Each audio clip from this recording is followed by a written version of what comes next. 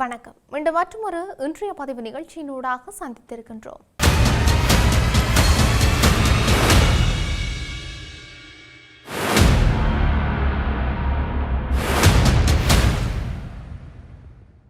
Iran Hormuz ஜலசந்தியை மூடிவிட்டு அதை கடந்து செல்ல முயற்சிக்கும் எந்த ஒரு கப்பலையும் தாக்கப் போவதாக எச்சரித்ததை தொடர்ந்து ஆசிய பொருளாதாரங்கள் பெரும் எரிசக்தி அபாயத்தை எதிர்கொண்டிருக்கின்றன. அமெரிக்க ஜனாதிபதி டொனால்ட் ட்ரம்ப் இஸ்ரேலுடன் இணைந்து ஈரானுக்கு எதிராக முடிவற்ற தாக்குதல்களை நடத்த முடிவு செய்ததை தொடர்ந்து ஈரானின் பதில்கள் சர்வதேச அச்ச நிலைக்கு கொண்டு சென்றிருக்கின்றன.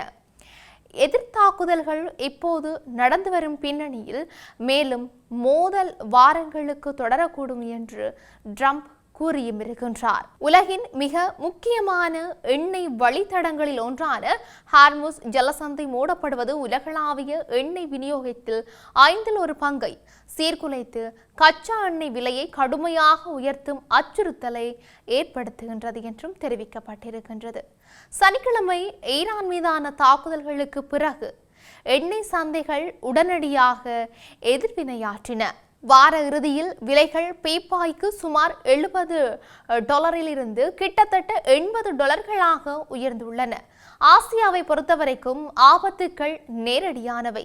சீனா, ஜப்பான், தென்கொரியா, தாய்வான், இலங்கை மற்றும் இந்தியா உள்ளிட்ட பல முக்கிய ஆசிய பொருளாதாரங்கள் மத்திய கிழக்கிலிருந்து வரும் எண்ணெயை பெரிதும் நம்பியிருக்கின்றன. உலகின் எண்ணெயில் 1/5 ஹார்முஸ் ஜலசந்தி வழியாக செல்கின்றது. அதில் பெரும் பகுதி ஆசியாவிற்கு செல்கின்றது. பெரும்பாலான நாடுகளில் வாரங்கள் அல்லது மாதங்கள் கூட நீடிக்கும் அவசர கால இருப்புகள் இருந்தாலும் நீடித்த போர் அல்லது ஜலசந்தி முற்றுகை கடுமையான அச்சுறுத்தலை ஏற்படுத்தும் என்று சொல்லியும் நம்பப்படுகின்றது. இது இலங்கையின் பொருளாதாரம் மற்றும் எரிசக்தி துறையிலும் கடுமையான பாதிப்புகளை சந்திக்க நேரிடும். இந்த முக்கிய கடற்பாதை தடைப்பட்டால் மத்திய கிழக்கு நாடுகளிலிருந்து எரிபொருள் இறக்குமதி செய்யும் இலங்கைக்கு உடனடி எரிபொருள் பற்றாக்குறை ஏற்படும் அபாயம் இருக்கின்றது. எரிபொருள் விலை உயர்வால் போக்குவரத்து செலவுகள் அதிகரித்து அத்தியாவசிய உணவுப் பொருட்கள் உள்ளிட்ட பல பொருட்களின் விலைகளும் உயரும் வாய்ப்பு இருக்கின்றது. இதனால் ஏற்கனவே பொருளாதார சவால்களை எதிர்கொள்ளும் நமது நாட்டில் பணவீக்கம் மேலும் அதிகரிக்கலாம். இந்தியாவின் எரிசக்தி பிரச்சினை அமெரிக்காவுடனான வர்த்தக ஒப்பந்தத்தின் ஒரு பகுதியாக இந்தியா சமீபத்தில் தனது எண்ணெய் ஆதார உத்தியை மாற்றியது. இந்த ஒப்பந்தம் ரஷ்ய எண்ணெயை நம்பியிருப்பதை குறைப்பதையும் பிற பிராந்தியங்களிலிருந்து முக்கியமாக பாரசீக வளைகுடாவிலிருந்து இறக்குமதியை அதிகரிப்பதையும் உள்ளடக்கியும் இருக்கின்றது. சீனாவின் எரிசக்தி பாதுகாப்பிற்கு ஆசியாவிலிருந்து வரும் எண்ணெய் மிக முக்கியமானது. சீனா தனது கடல்வழி கச்சா எண்ணெயில் பாதிக்கும் மேற்பட்டவற்றை இந்த பிராந்தியத்திலிருந்து இறக்குமதி செய்கின்றது. அதில் தோராயமாக 1/4 பகுதி ஈரானில் இருந்து வருகின்றது. இந்த அதிர்ச்சியை தணிக்கும் திறன் சீனாவிடம் இல்லை என்று கச்சா எண்ணெய் ஆய்வாளர்கள் முன்னதாகவே தெரிவித்தும் இருக்கின்றார்கள். சீனா தற்போது சுமார் 115 நாட்களுக்கு போதுமான கச்சா எண்ணெய் இருப்பு வைத்திருக்கின்றது. மத்திய கிழக்கு இடையூறுகளிலிருந்து பாதுகாக்கப்பட்ட ரஷ்யா மற்றும் கஜகஸ்தானிலிருந்து குழாய் இணைப்புகளையும் இது இயக்குகின்றது. சீனா ஏற்கனவே மந்தமான பொருளாதாரம், நீடித்த சொத்து நெருக்கடி, பணவாட்ட அழுத்தங்கள் மற்றும் அதிக இளைஞர் வேலையின்மை ஆகியவற்றால் போராடி வருகின்றது. வளைகுடாவின் எரிசக்தியை நம்பியிருப்பதாலும் உள்நாட்டு உற்பத்தி குறைவாக இருப்பதாலும் ஜப்பானும் தென்கொரியாவும் இன்னும் பாதிக்கப்படக்கூடியவை. ஜப்பான் தனது எண்ணெயில் 90% அதிகமாக ஹார்முஸ் ஜலசந்தி வழியாக இறக்குமதி செய்கின்றது. தென்கொரியா அதன் கச்சா எண்ணெயில் 70% இந்த பகுதியிலிருந்தே பெறுகின்றது. இரு நாடுகளும் கணிசமான எண்ணெய் இருப்புகளை கொண்டிருக்கின்றன என்றும் தெரிவிக்கப்பட்டிருக்கின்றது. ஜப்பான் சுமார் 254 நாட்களுக்கு எண்ணெய் இருப்புகளை வைத்திருக்கின்றது. அதே நேரத்தில் தென்கொரியா 210 நாட்களுக்கு மேலான நுகர்வுக்கான எண்ணெய் இருப்புகளை கொண்டிருக்கின்றது.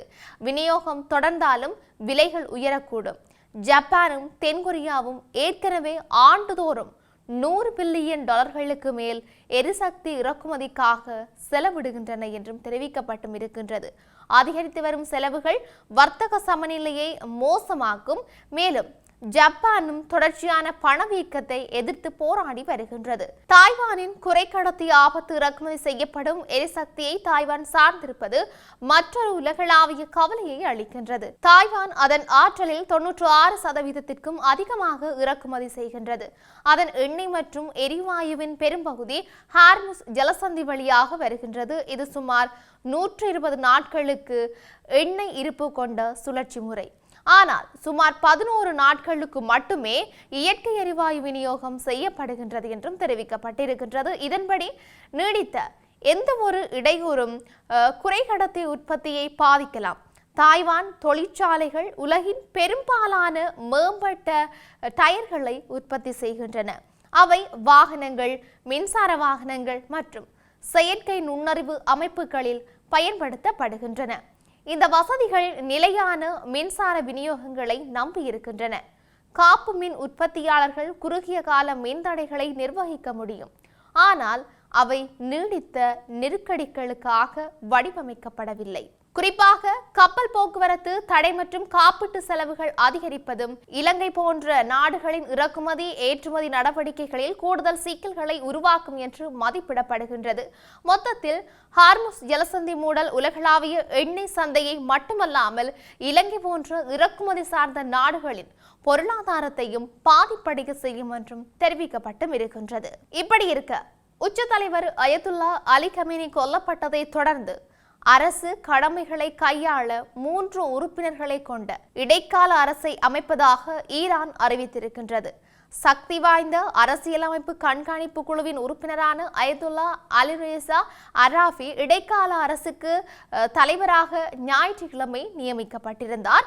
அதன் மற்ற 2 உறுப்பினர்களாக ஈரான் நாட்டின் ஜனாதிபதி மசூத் பெசேஸ்கியன் மற்றும் உச்ச நீதிமன்ற தலைமை நீதிபதி ஆகியோர் காணப்பட்டும் இருக்கின்றார்கள். சனிக்கிழமையன்று நடந்த ஒரு தாக்குதலில் கமேனியின் கிட்டத்தட்ட 37 ஆண்டுகால ஆட்சி முடிவுக்கு வந்த பின்னர் நிபுணர்கள் சபை எனப்படும் 88 பேர் கொண்ட குழு புதிய உச்ச தலைவரை தற்போதைய ஈரானிய தலைமையின் பிரிவு 111 படி தேர்ந்தெடுக்கும் வரை இடைக்கால நாட்டை நிர்வகிக்கும்.